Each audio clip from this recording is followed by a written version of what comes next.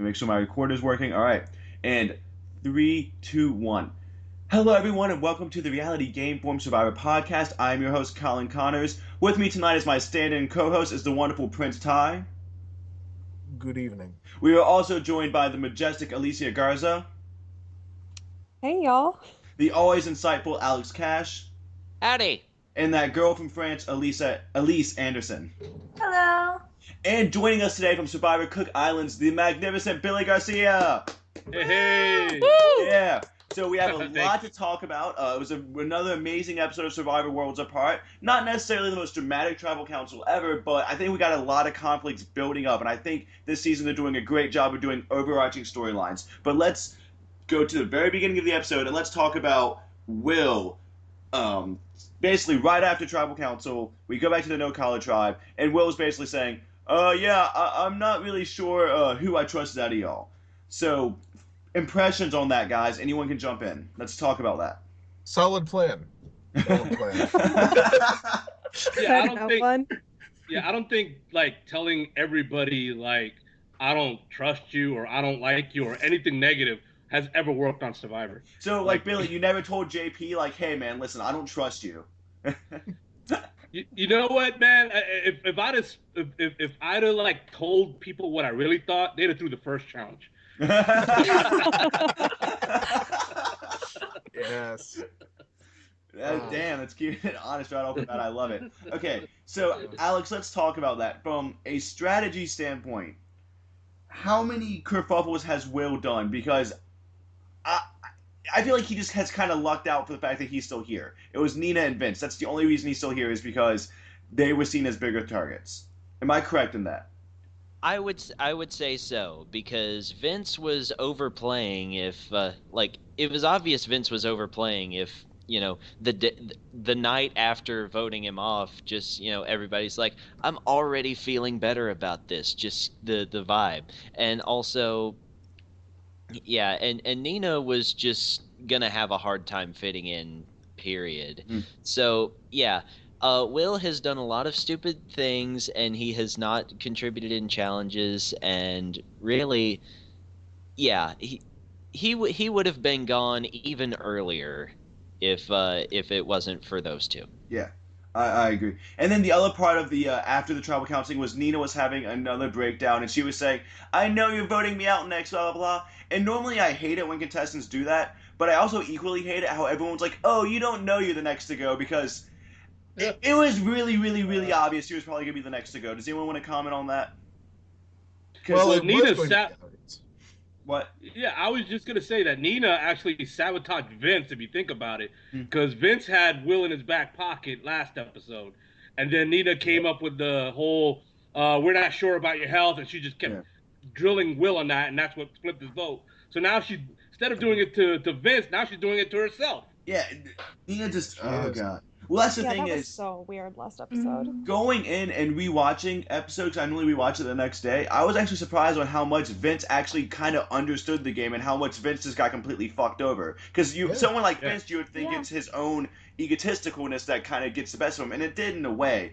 But even so, it was all Nina who screwed him. Ty, do you want to add anything to that? It was very Layman-esque. Stephen Layman. Stephen Layman is one of our regular contributors, and he often shoots himself in the foot in the game. Okay, so in our online Survivor games. The next thing I want to bring up is my wife, my future wife, very much in a Billy Candace scenario, is playing on this season. That's Jen. However, she is very much starting to get a much more negative edit than before. And I think if we're already seeing shades of a negative Jen, she's either getting third place or she's not, she's not going to last that long. I want to hear about Jen from everybody, so just chime in. I want to hear some commentary on her.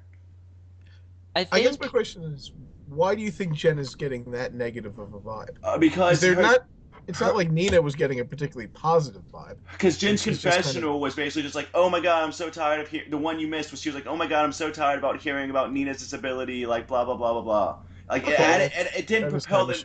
It didn't propel the narrative in any way. It was just, reinforcing that Jen didn't like Nina's disability, kind of. Yeah, but when she does that, though, it's been confined to confessional so far. It's been confined to confessional or talking to Haley. she hasn't blown up at anybody yet, and so I think that she might end up being sort of a female Tyson in that bitchiness role if it continues. But really, I don't think she's that negative yet, because But are you seeing shades of it? It's more Do you see just what I'm commenting talking about? on things like that from a sort of remove. Well, she's always had shades of it. It's just that Yeah. Vince wasn't deaf, so when she mocked Vince, it was funny because Vince was a crazy person with feathers in his hair. So to that end, oh, she's mocking him. That's funny. Aha. Oh, Nina's deaf. That is slightly less funny. Although still a little funny, because Jen's got amazing boobs, and to that end. Well, Love her. I agree with you on that. But, but yeah, She's got the Patrick Sullivan special. Oh, there you go. There you go. I just think Jen. It's not that Jen's being negative. I think that we're in that area of the game where the honeymoon's over and the whole who doesn't mesh with who is, that part of the game is happening. Where in old school Survivor, you would just get voted out because you didn't mesh. Mm-hmm. In new school Survivor, there's some strategy behind it, but still, it's still a case of, like with Nina tonight, it was that she didn't mesh. Mm-hmm. Well, and that's something, Billy, I don't know if you listened to our last podcast, but a lot of people have been commenting on this season. This season does have this weird mixture of old school and new school, and we're seeing that with seeing so much camp activities and stuff. So it is interesting to see that finally come to fruition. But, Billy, I also want to talk to you about something else. When you're at Cook Islands, did you ever watch How the Monkeys Have Sex? Oh, seriously? Back when I played, all the monkeys were never really there. It was like they would bring in some monkeys in some cage, put them in a tree, shoot them, get rid of them, and then they would start the game. Nice. So back then, there were no production. real monkeys. Yeah, this season is the rare one where it's like, oh, we got some monkeys to shoot. Might as well. Yeah, like, because that was back when they cared about Survivor and the contestants. Now they're like, if one of them dies, fuck it, we'll be okay. No one watches this stuff anyways. Well, back then, they used to edit out all the near deaths. Like you catching on fire. Me catching on fire, Cecilia being sawed in half practically by the ship when our raft got ran over by the ship we looted. And there was a lot of that. And Adam broke his leg almost inside out, and he was on crutches for a year. So yeah, back then they used to edit that out. Today it's like you get a little stumble, a little cut on your finger, and they come rush and put a big cast on your finger. And then they're like, oh next my God, time on Survivor. Yeah, and then next time on Survivor, Woo falls off the tree. Is Woo gonna get medically back? Yeah, exactly. So, when it comes to talking about monkey sex, should you ever do it? Because at first I thought it was kind of funny, but then the way she kept harping on it, I was like, oh my God, clearly they're all trying to sleep. Shut the fuck up. If she'd have done that on a no-collar tribe, they'd have all laughed and high-fived, giggled. It's something that Bob Dog told me back in the days when we used to get drunk and hang out at these Survivor events. He used to say 90% of the game is who you're surrounded by. And, if you like who you're surrounded by, then they get away with stuff. They get away with things that people who you don't like would never get away with. Mm-hmm. And so we're kind of seeing that with Dan as well. I'm jumping ahead, but yeah, go ahead. Yeah. With Dan and Nina, they're kind of in the same boat where they're surrounded by people who really don't, or not surrounded in Dan's case. It's one guy who really don't like them, and so it doesn't really matter what they say. Mm-hmm. Mm-hmm. In fact, Dan mentioned that in, what was it, episode 1? Yeah.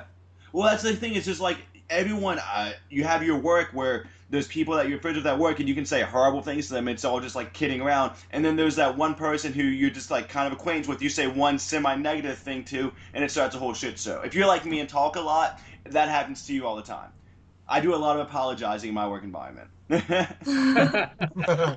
Before we do jump to the Dan stuff, I just want to say, I actually really hate when they do the little half intros. I either wish they would do the full intro once and get it over with, or no intro at all. Because I would rather have like that 30 seconds or 45 seconds on something else. Yay or nay, do you guys agree with me? I miss the full intro. Yeah, but right now we're just getting a half intro, and I hate the half intro. There's no point to the half intro. I want the full intro. Well, you have to have some sort of Survivor and it helps music. me remember who is who. I would say Survivor's best format is the 90-minute format, and then you could have the full intro. Yeah. Oh yeah, I think that we all agree that Survivor should be 90 minutes because you can actually tell all the stories. Or let me phrase that, more of the stories in the 90 minutes. But yeah, I just hate the half intro because you just get the no collar, blue collar, white collar, and then like one survivor. You don't. Well, in case you forget the 3 collars, I mean there are 3 of them. And that's the most important thing this season, not who's playing, but these And in stupid case you collars. forget that no caller likes like good vibes, Jeff always seems to bring it up at Tribal Council. Yeah. I think Jeff is so no collar, he's rooting for them openly. Yeah. Well, I think Jeff thinks he's no collar. It's not true. Actually... That blue shirt does have a collar on it, though. Oh. Yeah, and it's a blue one, yeah. It is. It is. I'm kind of this game might be rigged. My God.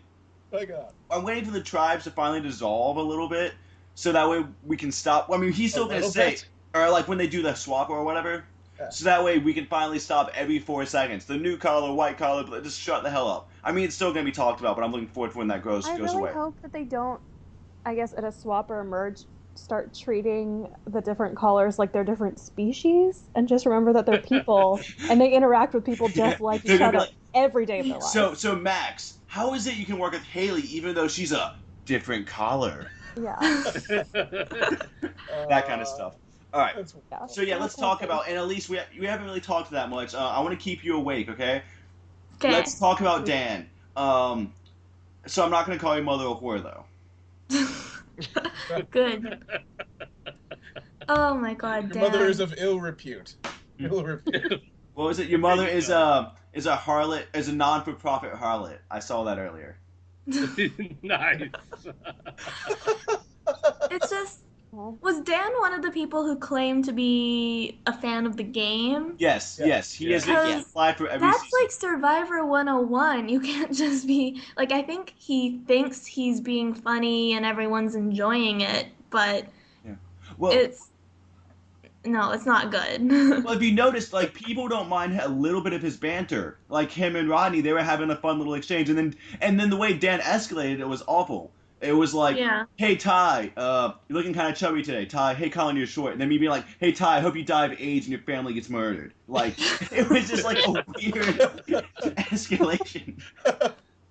Well, let me ask you this, Elise. And Dan in the first episode, he made this big brag, this big boast that people are going to remember for him for playing the game Survivor. Do you think he's just playing it up to try to make himself more memorable?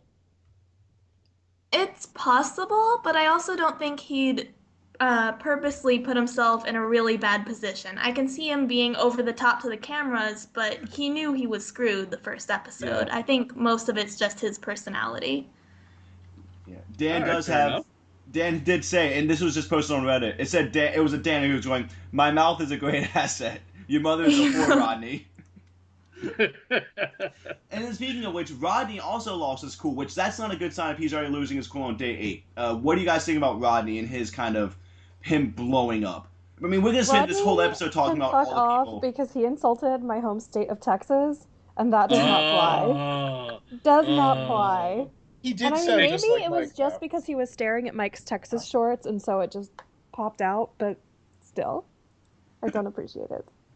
I think blue collar's having the problem where a lot of tribes, when they don't go to tribal council right away, they kind of get antsy and then they're just so sick of each other because they don't get to vote each other out. And I feel like that's happening with blue collar a little bit, even though it's only been 2 episodes. They are Kasaiing. Yeah. I do like that, Ty. And I mean, Survivor Oz even did a piece on how it's very important. The tribes that typically go to tribal council at least once or twice typically do better in the long run than tribes that are, immune the whole time. I mean, think of, what was it, Tandang in Survivor Philippines, the yellow tribe? Yeah. That, they immediately blew up. Yeah, they immediately blew up the moment they got to the merge. And I could picture that happening with this blue-collar tribe. I just think it's with Coach's tribe and Token Chain. Yeah, and that tribe fucking hated each other. And there was only like 3 fucking people. And yet, Row 2, the list goes on. Yeah, Row 2. Yeah. Well, what I loved about the Coach's tribe thing, if you guys remember that episode, right after Tyson left, Coach was like, listen, guys, I know we don't like each other, but if we all work together, one of us can win. If not, JT will win. And Sierra was just like, yeah, I'm not going to work with you. It was beautiful. It was beautiful. I love that season. Okay. Sierra is ignoble. Very ignoble. So, what I want to know is, is Dan so unself-aware that he, like, even when Rodney's like, hey, don't talk about my mom, I wanted to see Dan apologize or try to do some damage control. Is that just not him? He did kind of apologize, didn't he? I mean, he apologized right as Mike was pissing off Rodney. Dan came in, and Dan was like, I'm sorry, and all that. And then Rodney started bitching about Mike and hates Texas. So Dan actually, Dan's an idiot for getting himself into that situation, but all things considering, he chose the perfect opportunity to go in and apologize right at the time that Rodney probably was ready to let it go because he had to go and be pissed off at Mike instead. Just like next episode, he's apparently going to have to go and be pissed off at Lindsay, which is really, really bad for his game because it looked like he had the women on lockdown through the first couple of episodes, and now he's going and pissing that. I mean, don't get me wrong, facial tattoos, probably a poor decision. She's probably made several poor decisions. But, that's a good thing. It didn't work for Mike Tyson? Not exactly. It did now. Guy owns a tiger. It is just kind of baffling to see these super fans break down, and especially on the blue collar tribe. I feel like I can just picture that camp life. Like the first hour of the day, it's like, okay, we all hate Sierra. Second hour of the day, we're all gonna be mad at Mike. The third hour, we're gonna be mad at Rodney. The good news is I don't think anybody hates Sierra. She's hot and quiet. They'll all be mad at. They'll never be mad at Kelly though. Kelly will always be invisible. We'll be mad at Kelly when we remember she's on the show. You know what? I think it's the guys. In any other season, I would say it's testosterone. They're just too. The guys are just all like, comparing sausage size. That's normally what you get when you get that kind of tension between the guys. But I don't know. Since most of it is centering around Rodney, there's a part of me that wants to say that it's roid rage. He just juiced up before going out there, and now it's all biting him in the ass. He's getting mad at everybody. You mean him being like, hey, and he keeps bringing it up too that he's in shape, which is weird because normally the contestants that are really jacked, they'll say it like once or twice. But Rodney's like, no man, I'm jacked. I know how to self-control. I know how to discipline. Please target me at the merge. I am jacked. Did you hear him though? He was like speaking like 1,000,000 miles an hour. Mm-hmm. He was like on speed or something. He was so I couldn't even understand half of it. Yeah. Oh, in Texas, blah, blah, blah, blah. So Rodney is now, I don't know. Yeah, I think Ty, if you're one of the girls, latch on to Rodney and let him be your giant shield. Like, take him to Final Tribal Council and wait for one person to say one thing wrong to him and just have him blow up and then get the $1 million. Okay. That's a solid plan. So I don't know, man. I think Rodney's gonna get pissed off at the monkeys having sex soon, and that'll. Why am I not having sex? Well, what if the invisible Kelly's the one that gets medically back next week? That'd be interesting. That would suck. Have we ever had a contestant? You guys are the super fans. Have we ever had a contestant that go their entire experience without having a single sound bite before they leave? Was almost Julia or actually, Julie. That's a good one. Was it Philippines or Caramoan? Caramoan. No, yeah. And Julia. No, but before that, remember there was Hope and Allie. Yeah, Hope got one confessional in 3 episodes. Yeah, Hope got one struggle. Yeah, Hope got like one confessional. Which is somehow worse than Purple Kelly. Oh yeah, Purple Kelly. Yeah. All right, so let's jump back into the actual episode discussion. So we got to see Haley and Jen surf, and this ties more into what me and Billy were talking about earlier about the idea of camp life becoming a more central focus. Yeah. Quick year-in-a. We all like this, right? We like seeing more of the camp life? Yeah. I enjoy seeing Jen surf. If I got to watch Dan surf, I might turn on the idea. Do we think showing Jen surfing is like the equivalent of the hashtag Coconut Bandits with Tyson? I do not think so. I don't think so. He is the one-man Coconut Bandit. The only reason why I'm just... Go ahead, Billy. I was just going to say, I think Jen surfing is a foreshadowing of her doing some skill in a future challenge. I think the editors are very clever this season. Where you have like the last episode, you had Blue Collar kind of chilling out, shooting baskets, and then they shot baskets in the challenge after Mitch bitched about everybody sitting around and doing nothing. Oh, you're right. So I think the whole surfing thing is going to be a foreshadow for a future challenge. Good thing. Well, also, normally I would look at something as benign as Jen and Haley surfing in a normal season as, oh wow, they're making it really far or something. However, this time around, we've seen so many interludes like that with different contestants that it seems just to be part of the editing this time. Yeah, right. yeah, I agree. It's intentional editing. I think this season the editors are trying to not have the winners edit that we gotten in past season that fans have complained about. So I think they're being more clever. Plus, maybe with these half intros and no intros, those little 30 seconds here and there and 1 minute here and there is making a huge difference in the storytelling. Mm-hmm. Well, and then like last season we had the half intros also, but last season was just kind of awful until like the final 8. So my thought, yeah, but that was more on the half intros is that although like doing a half intro takes off like 30 seconds of the episode, it used to be like back in like the first several seasons that challenges only ran like 5 minutes tops. Now they can run up to like 10, so that's taking up all of the intro time plus some.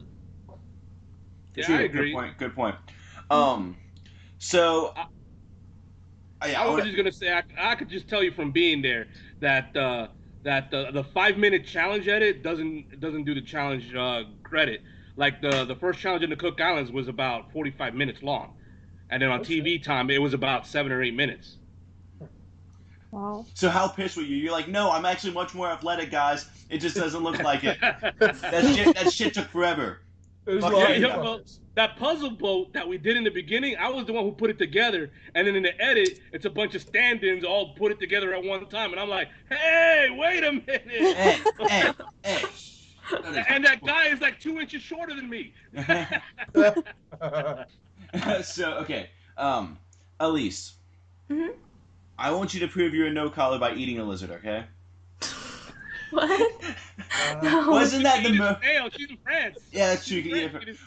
Wasn't that one of the weirdest kind of juxtapositions? It was like, Nina, you need to fit in. Nina, eat this lizard to fit in. And then like what was even weird is Nina was like, no, I'm not gonna eat the lizard to fit in. And she knew that it would have helped her fit in a little bit. Like, yeah. I just wanted to say that because that's so fucking weird. I think when everyone's doing it, you have to like blend in with the tribe. What you don't want to do is find like a scorpion and then just eat it on your own. Why not, Elise? What? Elise, would you call it the $1 million lizard? Like she got voted out because she didn't fit in. If she'd have ate the lizard, the $1 million. Yeah, the $1 million. See, lizard. that could be tonight's the title for this, the $1 million lizard, or the honeymoon is over, or everyone's an asshole. Because is any player, this is more of like a grand scheme thing, is any player actually getting like a solidly good edit? I mean, Carolyn had a strong edit in the first episode, and she's had a little bit of a decent one this time. And Tyler's getting an okay edit, I guess, but I feel like no one's actually getting an amazing edit at all. I don't think Tyler's getting that good of an edit because he's... Not me neither. I mean, here's the problem. If he was latching on to the almighty beard, yes, he'd be making a good decision. Because the almighty beard is almighty, because it's just such... You know Max isn't going to win, right? Max is not winning. I don't care. He has at least 3 idols hidden in that fucking beard. Shut up. Shut your mouth. Where are the supplies to make one? No, I think Tyler's coming off the stuffy. You think he's coming off as stuffy? His friend is Joaquin, and Joaquin's fucking stupid. That's the problem. That's the fucking problem. Well, I think with the last episode and him not being able to handle hoo-ha on his face and... You know, and like, oh, I'm a married guy and I'm a Christian and I can't look at hoo-ha and then this episode, I don't know. Between the these last 2 episodes, he's not coming off as likable. So I'm with you. The monkeys are sinners. That's all I know. Yeah, yeah. That's all I know. They're very sinful. They were premarital sex is what happened. Absolutely. He knew the monkeys weren't married. While we hear let's just talk about the brief little bit we saw in White Collar, which I finally loved that they were showing this. They showed everyone looking for the idol, because you always hear in exit interviews that everyone is looking for idols all the damn time, and then we finally see it. And then what I love was that they were like, hey, Joaquin, let's take a break, and Joaquin was like, fuck you, no. Like, he wasn't tactful about it. He wasn't like, yeah, maybe, like, I'll get some water or something. He was just like, no, I'm not doing it. Like, any goodwill he had, because that one girl was talking about monkey sex for forever, just went out and drank with him being an asshole. But I really like I Joaquin. mean, I he think was he's an fine. asshole with a point, though. Like, just in that, instead of saying that Shireen, instead of, I'm gonna take a break for a little bit, it's like, why don't we all take a break? And it's just weird to tell other people what to do in a Survivor setting. I do agree that it's weird, but I think Joaquin handled that completely. He handled that as you would expect Joaquin to handle it. I mean, True. Well, yeah. True. But You do you know what, want him to lie about it and say, like, oh, okay, yeah, sure, let's go back to camp, and then run back out to find the idol, and now he has, like, even more of a liar's target on his back. So, I mean...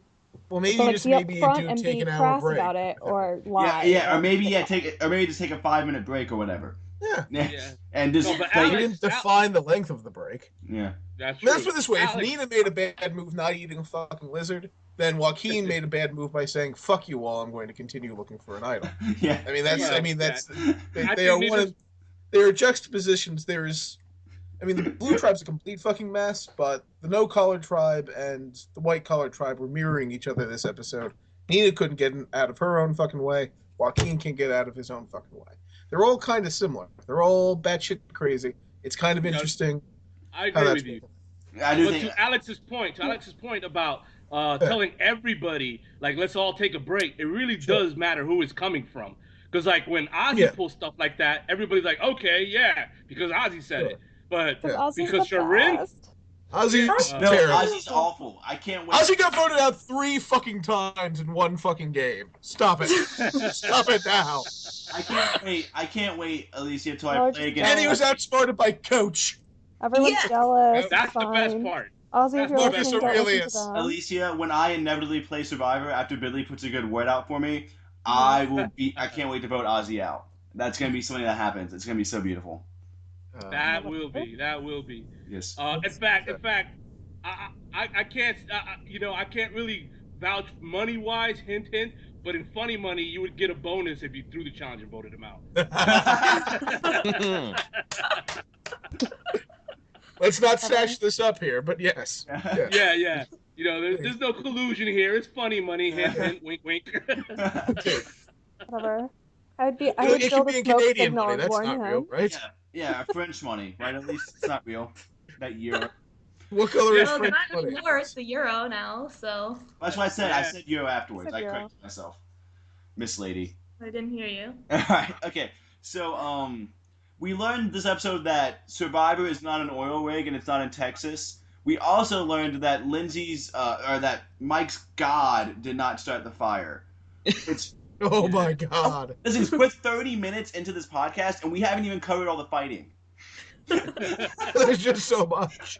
I know, we can't handle it. We only have so much airtime. Yeah. Okay. I feel like Lindsay saying that stuff about God, regardless of what religion you are, that's still like crazy. I mean, talk about horrible moves. Lindsay is an accident waiting to happen. It was just a weird thing to say. Like, no one was talking about God that we saw. No one was saying, like, God did this, but yet she Mike wasn't like, God wants you to work. Mike was like, hey, do you guys want to get some firewood? Yeah. Where's your God now? It's something I would say when voting someone out of an online Survivor game, which is great. Nice. It's hilarious, but at the same time, it was kind of weird that the chick with the tattoo on her face was just like, yeah, I'm going to go ahead and hate on God now. Yeah. Well, she said it to his face, like in front of the entire tribe. You have to think about these things. Well, worse than that. Again, she has a tattoo on her face. He doesn't think. But they're blue collar. And she said it on TV. She said it in Middle America is about to hate her ass. Like, if you thought Middle America hated Josh and Reed, just wait till tomorrow. They're going to be like, that single mom's a non-profit harlot. A not-for-profit harlot. Absolutely. Oh, there is a tattoo on her lower back. Guaranteed. Guaranteed. But you know what? I think where she came from that idea isn't like there a tattoo of like a verse on somebody's back. Yeah, on Mike's back. Mike's back.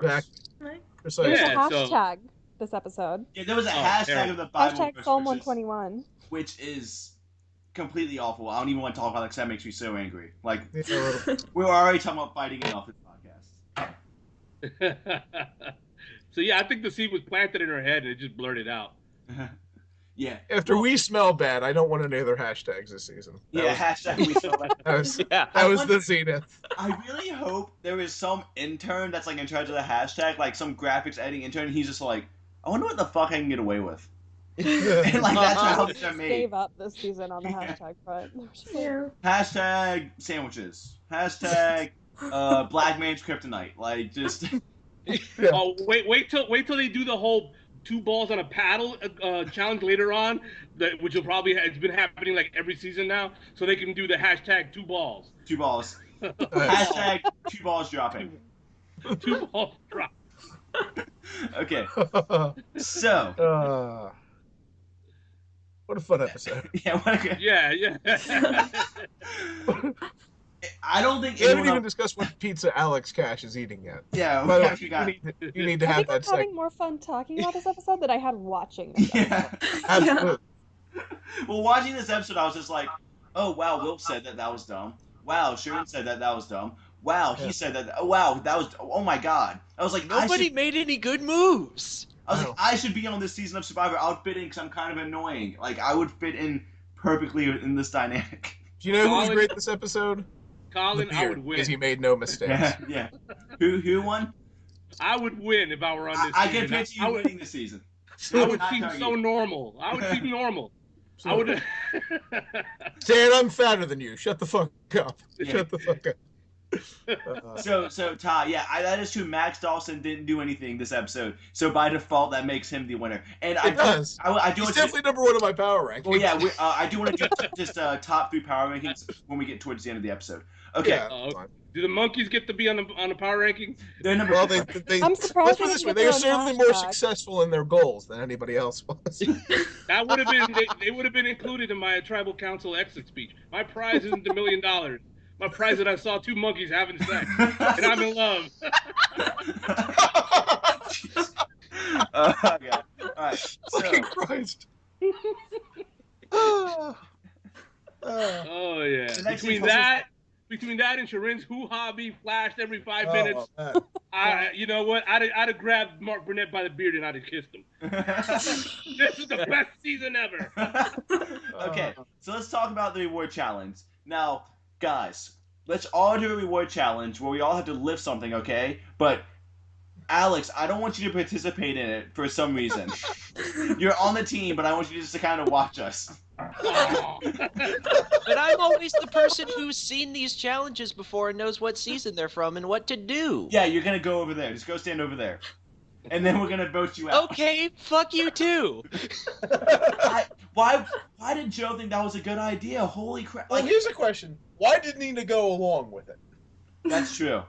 Well, they said it's such a bad idea, but then we saw some of the other tribes doing it too, which is weird. Well, like they sent Dan ahead. Yeah, Dan started doing it. Well, they sent Dan ahead though after they were already in the lead, and that was when they didn't need that much water in their container. Right. Yeah. Because it was like a very little bit before he broke away from them a while after. I think they waited until Dan ran out of gas, and they were like, "All right, you go over there." Yeah. But even so, what Dan was doing was making so that when they moved it over that table thingy, he could plug up some of the holes. Yeah. You see what I'm saying? Like, to make it easier. So I kind of understand why they sent Dan towards the end, because they didn't need that much water. But sending Nina at the beginning was just level 5 stupid. It was. It was just, yeah. Totally. The moment that Jeff Probst said, this could be great if it works. The moment he said, if it works. Yeah. It was not going to work. Is anyone surprised that the No Collar tribe is falling apart? No. Well, all of the tribes are falling apart, so it's like... Yeah. That's true. That is actually... It's, everything's just on fire. Could you say the season is a sticky situation? Okay. Roger that, Colin. Roger that. Yeah, I just think in other seasons past, we've seen a lot of different little groups of friends, and friendships kind of forming. But really the only one we're seeing right now is with Jen and Haley. So I just think it's a matter of a lot of these people on the tribes just not meshing. And Tyler likes Joaquin a little bit, because Joaquin doesn't flash him every 5 minutes. Yeah. I mean, if that's all it takes, though. Yeah. Yeah. All right. Now. Yeah. I feel like we've kind of beaten this episode to death. I will say I did like that Joe at least owned his mistake. He wasn't like, oh man, come on, it was a pretty good. Joe at least kind of owned it. I do. He owned it because he wasn't in trouble. Oh, actually, that's an incredibly good point. Precisely. Yeah, I do think Joe is getting a pretty decent edit so far, though, in terms of what he's done. Like, I feel like they could have edited him in a lot more Dodo Bird way. Anyone want to comment on that?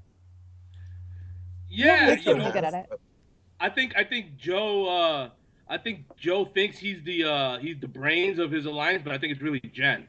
So I think that's the way the edit is going, to where it's setting him up to look like he's a major player, and then he finds out somewhere down the road that he wasn't the player he thought he was, and he gets the rug pulled out from under him. Joe is Malcolm. Period. Okay. Okay. That is what Joe is. Joe is Malcolm with slightly longer hair, and his ally has slightly bigger boobs, but otherwise he is Malcolm. They are one. They are the same, and his ceiling is like probably Karamo and Malcolm, where early merge he's not going to have the numbers because the tribe is they're all messes, but his mess is losing people. And to that end, nobody trusts anybody. If Will somehow gets there, he's not going to trust those other three. Of course, he'll probably announce that he won't trust anybody else. Will's going to go to the merge and be like, I don't trust any of y'all. Sure. None of y'all are my allies. Of all the, I mean, my plan for the power rankings is to pick the player I think is playing best on each tribe. Joe's probably in the best position on his tribe, but he's definitely at number 3 because that tribe is the biggest fucking. Well, do you want to go ahead and do 2 and 1 then while we're doing the power rankings? Absolutely. Number 2. Honestly, I have no idea who's doing well on the blue tribe. So to that end, I'm kind of in a lurch because they're in a better position than Joe because Joe's absolutely fucked. Honestly, Kelly being invisible right now is probably good for her, unless she gets medevac next episode, which is entirely possible. But she is a cop. She was the one who noticed that Dan was overplaying at the beginning of episode 1. She seems to know what the fuck to do, and you'll notice that she did not get involved in any fights. She didn't get any airtime this episode, but she did not get involved in any fights. Well, maybe that's why she didn't get any airtime out of it, because she didn't get any fights. Maybe because she wasn't like, God didn't make this fire. Exactly. I'm not going to mock anyone's religion. I'm not going to eat a scorpion. I'm not going to wear the pants of the state that I'm from. I'm not going to mock the people who wear the pants from the state that they're from. I'm just going to go ahead and let this shit burn and survive. So Kelly is actually my number 2 this week, and my number 1 because Prince Ty respects beards. Max is my number 1. He's also my pick'em, so obviously I'm a little bit biased. It's too early to know how it's going to go, but if we go based on the last time that they actually had to vote, he's got the women on lockdown on that tribe, and Joaquin is a giant douche. So to that end, that's never changing. I do think and Tyler can crush on him all he wants, but in a set, let's put it this way: if they lose next round, Joaquin goes because they're going to merge. They're going to switch after that, so they're not going to need his challenge strength anymore. Well, I do think, are we seeing the switch next week, guys? Do you think we're going to see it, or are we going to see it the week after? I think we're seeing it next... Because we get 2 episodes next week, remember? And I think the reason that they're smashing these 2 episodes together is because No Caller loses again, and Will goes home, and it's going to be boring for the first half. Okay, Alex, I'm going to go ahead and say, and I've had this conversation before, when they set up TV schedules, they don't look at anything like that when they combine episodes. They simply look at, dates. They don't care about, because they don't do it based on what the episode content is. They do it based on they can't show an episode next week because of March Madness. So the first hour could be the most amazing thing ever. It's kind of like when they plan 2 tribal councils. When we have 2 tribal councils in one episode, they plan that way before they even make the episodes. That's his production. Isn't it going to be 2 I have learned something new today. My prediction still stands, but thank you for the information. Yeah. Well, it's just really annoying when I see on Reddit and they're like, oh, there's 2 episodes, they must both be awful. And I'm like, no, that's not how that doesn't even make sense if you think about it logically. All right. Get the word this out. Way. When they do 2 boots in an hour-long episode, then yeah, you're probably... Well, it all depends because if they do the 2 boots because they did the immunity challenges, on day 17 and 18, they planned that from the beginning. Maybe it's coincidental. Yeah. I mean, I find historically that, take for example Samoa, where they were just like, oh, okay, let's just start getting the purple people out at Well, remember recently we had in Blood versus Water, it was Tina and Vetus boot together. Like that was a pretty interesting one. And then it was Reed and Alec, which that was an interesting one and an okay one. So they kind of just it literally does go by like they look at the calendar before they even start filming and go, how do we edit this to produce the episodes there? Yeah, I think when double boots are boring, it's because they don't have the time to tell the story in a 1 hour episode. So that's you need the time to make it interesting. So that's when so that's why I think double boots in a 1 hour episode comes off like boring boots. Especially when they have the immunity challenge at Tribal Council. Like there was no way in hell that was 2 episodes. Like they knew that going into it. Okay. Yeah. So I think we've covered everything almost to death. However, Billy and Alex, you need to pick your winners. And the way this works is that if you pick a winner from the white collar tribe, I'm going to send you $10 and you get to spend that $10 to buy like a stock. Okay? Let's say you pick someone from the blue collar tribe and they win. I'm going to give you a $10 Home Depot gift card. Now, if you pick someone from the no collar tribe and they win, I will send you a bunch of ants in the mail. Oh. Why did I pick no collar? Oh yeah, why would it be ants? Why couldn't it be like a $10 gift certificate to some music store or something? Because ants are awesome. No collar. Okay. Okay. All right, so I'm picking who's going to win this season? Yes. However, we already have a bunch of people picked because you joined us for the 3rd episode. So here's who's already picked, and it's most of everybody. So Big Mike Albright picked Kelly, Alicia picked Will, Patrick picked Rodney, Jax picked Sharon, Ty picks Max, Steven picked Jen, Elise picked Joe, Colin picked Tyler. So, Billy, I'm going to let you pick first, though. Out of who's left. Out of who's left. I didn't leave. I was pretty distraught after both Joe and Jen were. No, Carolyn has actually not been picked. All right, that's my pick. I'm actually really surprised she has not been picked. Yeah. That's because Steven usually picks the old people. Yeah, Steven. Well, yeah, that whole very first episode, I was like, "Oh, Jen's so great. I love Jen. Jen's so great." And then Steven's like, Steven's like, "I would pick Carolyn, but I think I want to pick Jen this time." Yeah. Which is why Steven's not on tonight. Okay. Alex, who are you gonna pick? All right. So, how many white collars haven't been picked? Joaquin has not been picked yet. That's the only one left. Okay, so that's out the window.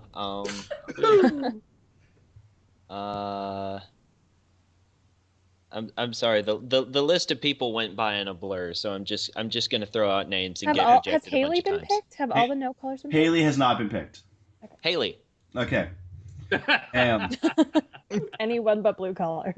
Yes. No one's picking Dan. I'm shocked. Terribly shocked. What I love is when we get to when we had Brian Nelson, the guy who picked Tony on for Kagian, it was the final 6, and it was either Tony or Jeffra.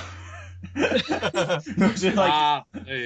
he's like, "Oh, I guess I'll pick Tony," and he wound up winning. That was horse shit. And Billy, guess who my last 2 picks have been? I've been like, fuck it, YOLO, and I picked Wu, and then I picked Keith. So I'm actually doing pretty good. Yeah, Wu was my pick. My pick last season was Wu. I looked good for the finals. If I'd have picked him to show, I'd have won some money. Yeah. But I picked him to win. Yeah. Stupid people, actually voting for the better player. Can't stand. Yeah. Well, no, Wu would have sat next to Chaos. Chaos. What's her name? I forget. Cass. Yeah. He'd have won. Going away. Well, he decided to only get $100,000 instead of $1 million. He was like, I don't really want $1 million. I don't really want $1 million. He was like, "Oh, the taxes." Yeah. I'm just gonna say, I still. At least you remember the taxes. Yeah. Right, like Jeff Kent. Jeff Kent. Because Obama invented taxes. Remember that. That's true. Yes. Hey, is Mike going to say something? Okay, guys, let's take a little poll. Who here thinks Mike's going to say something vaguely prejudiced when he gets voted out? Very something like prejudice, religious, or like political. He's not going to say anything prejudiced because they're all white. I don't think so. You don't think so? I'm going to vote no. I think the closest he's going to get is if he perceives that Rodney is responsible for him going, he's going to say, "Go Yankees." In that case, I'll stand up and cheer. But no, I think Mike, what he would probably go off on is how great his work ethic was and how his tribe is gonna fall apart without him, and typical type of sore loser type. I will say this, but none of us thought Jeff Kent was going to say his stuff either. Like, that was what was so great about it. We had no inclination that we kind of knew Jeff thought that way, but he didn't like bring it up ever. And then he gets voted out. He's like, "God damn Obama!" Not making me pay attention. Well, that's why Jeff Kent is one of a kind. Okay. So before we wrap things up, are there any final thoughts? Anything anyone wants to get off their chest? Anything I didn't cover? I do actually want to say, let's say you love Billy Garcia, like Elise. Billy does have his own brand new podcast called Survivor SmackDown. Episode 2 was posted a couple days ago. I will be posting links to this on our Facebook page and on the YouTube page. Billy, can you tell us more about your podcast? Yeah. The podcast is basically came out of conversations with fans. And over the years, fans have been telling me over and over again after a conversation with me that, that conversation was so good, it should have been a podcast. Like, because then you can't go around and describe it to people. It's not as good. So eventually I gave in. I was like, you know what? All right. I'll just go ahead and do a podcast where me and a super fan just kind of sort of hang out over Skype, and we'll just put the audio on YouTube and see if it flies. Well, that's great. I think it's going to fly really well, and I mean, you already have a listener in Elise. You probably have one in Alex, because I think he has a lot of free time. Ty might listen to it, but not tell anybody about it. So we'll see how it goes. All right, I want to thank everybody so much. I can't give people encouragement. That's not what I do. Yeah, Ty's always like, Colin, your podcast is shit. You're lucky I'm bored on Wednesdays. I do want to thank everybody so much for listening. I want to thank Billy for taking time out of his day to come on. It's always great to talk to not only a player of the show, but now you're a super fan just like us. You're a nerd just like us. I hope it feels really good. Also, hashtag get Colin on Survivor. Let's get that trending. All right, and thank you everyone. Have a good night. Bye. Good evening. Bye-bye. Thanks for having me. Bye.